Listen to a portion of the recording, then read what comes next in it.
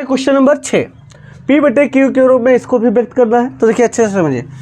अब देखिए यहाँ पर समझ, जितने के ऊपर बार लिखा है उतने हमको 9 नीचे लिखना है, ध्यान रखना। देखिए इस यहाँ पर समझिए, यहाँ पर कितने पर बार लगा, एक ही पर बार लगा है, ठीक। कितने पर बार लगा है, एक ही पर बार लगा है, ठीक। यहाँ पर समझिए कितने पर बार लगा है, 3 पर बार लगा है, 1 2 3 पॉइंट पर, ठीक। अब दूसरा पॉइंट समझिए इसमें क्या होता है। अब बात करते हैं जो संख्या ऊपर बार लिखा है, ठीक, उसको सेम टू सेम लिख देते हैं। अगर पूरे पर, जैसे यहाँ पर 4 7 के ऊपर, तो ये नहीं 7 लिखेंगे, ठीक, समझ गए अच्छे से। यहाँ पर थोड़ा फर्क है, यहाँ पर तो हम 6 लिख सकते हैं, यानी 6 बटे 9 हमारा आंसर आ गया, ठीक। अगर इसको हम हल करते हैं तो 2 बटे 3, यानी 3 से काट दिए, हमारा आंसर हो गया। यहाँ पर समझिए क्या होता है, पहले तो पूरी संख्या लिख देते हैं। यहाँ पर समझिए, जैसे हमने बताया कि लिखा जाता है सेम टू सेम, तो पूरी सेम टू सेम लिखा, लेकिन यहाँ पर पूरे पर तो बार है नहीं, तो क्या करेंगे, जिस पर बार नहीं उसको घटाया जाता है, ठीक। यानी हम कह सकते हैं, और यहाँ पर समझिए पॉइंट के बाद जितनी संख्या है उतनी संख्या हमको पूरे करना होता है, यानी 0, ठीक। अब देखिए यहाँ पर कितना आ गया, यहाँ पर आ गया 47 में से 4 गया 43 बटे 90, ठीक। यहाँ पर समझिए ये हमारा आंसर आ गया। यहाँ पर भी समझिए, हमने बताया बार सहित लिख देते हैं पूरा, यानी 1 आ गया, कितना 1। अब इसमें से घटाने वाला कोई चांस नहीं, यानी ये हमारे आंसर हो गए। अब हम इसका देखते हैं बेसिक, ये तो हमारा था शॉर्टकट। अब बेसिक समझते हैं अच्छे से। देखिए यक्स बराबर दिया है 0.6 के ऊपर बार लिखा है। अब इसमें क्या करेंगे, 10 से गुणा कर देंगे, गुणा 10, यानी समीकरण पहला है। इसमें जब दोनों पक्षों में 10 से गुणा करेंगे तो ये हो जाएगा 10x बराबर 10 से जब गुणा करेंगे तो पॉइंट कहाँ आ जाएगा, एक दाहिने खिसकेगा, यानी 6 के बाद में आ गया। लेकिन 6 6 6 6 कहीं है ना, तो हम यहाँ पर भी 6, ठीक, समझ गए अच्छे से, यहाँ पर आ गया। अब क्या करेंगे, ये हमारा बन गया समीकरण सेकेंड। अब समीकरण सेकेंड में से जब फर्स्ट को घटा देंगे, यानी 10x में से x गया, ये कितना बच गया 9x, और 6.6 में से 0.6 गया, कितना बचा 6, यानी x बराबर आ गया 6 बटे 9।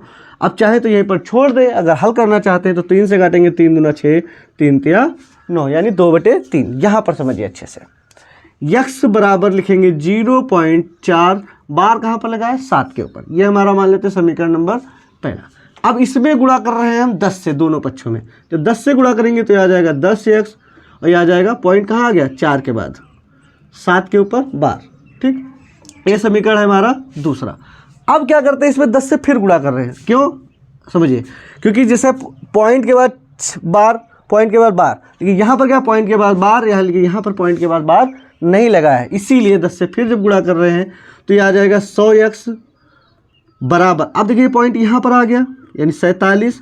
अब यहाँ पर समझिए 7 के ऊपर बार लगा, यानी बार 7 है ना, 7 7 7, यानी यहाँ पर पॉइंट आ गया, उसके बाद भी 7 7 है, इसका मतलब ये आ गया, ठीक। अब देखिए सेकेंड में से, यानी ये समीकरण कौन सा बना गया आप, थर्ड, तो थर्ड में से कौन सा घटा देंगे, समीकरण सेकेंड, तो 100x में से ये गया, यानी आ गया 90x, और इधर 47.7 में से 4 गया, यानी कितना आ गया 43, वही हो गया। यहाँ पर समझिए जितने पर बार लिखा वो 9 लिखेंगे, लेकिन पॉइंट के बाद 2 संख्या है तो 2 संख्या हम पूरी करेंगे, 90 हो गया। वहाँ पर क्या करते हैं, पूरी संख्या लिखते हैं, फिर जिस पर बार नहीं लगा है उस पर घटा देते हैं, यानी 43, यानी यक्स का मान आ गया 43 बटे 90, ये हमारा आंसर हो गया। यहाँ पर समझिए वही सेम टेप, यक्स बराबर मान लेंगे 0.001, ठीक। अब यहाँ पर समझिए 0.001 001 001 बार है, तो हमको डायरेक्ट यहाँ पर पॉइंट तक आना है, यानी 10 से गुणा करते यहाँ 100 से यहाँ 1000 से गुणा करेंगे,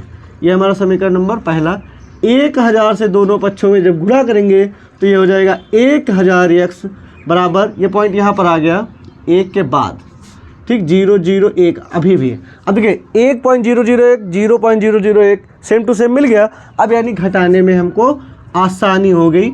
ये समीकरण सेकेंड में से समीकरण फर्स्ट जो घटाएंगे, 1000x में से x गया, यानी 999x, और यहाँ पर 1.001 में से 0.001 गया, यानी 1, यानी x का मान आ गया 1 बटे 999, ये हमारा आंसर हो जाएगा।